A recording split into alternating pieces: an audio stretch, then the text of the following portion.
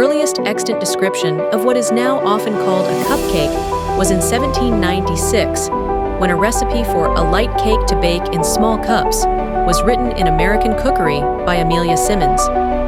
The earliest extant documentation of the term cupcake itself was in 75 receipts for pastry, cakes, and sweetmeats in 1828 in Eliza Leslie's Receipts Cookbook.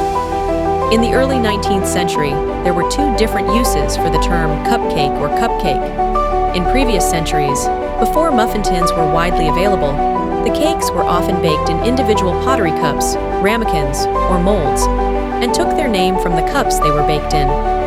This is the use of the name that has remained, and the name of cupcake is now given to any small round cake that is about the size of a teacup. While English fairy cakes vary in size more than American cupcake, they are traditionally smaller and are rarely topped with elaborate frosting.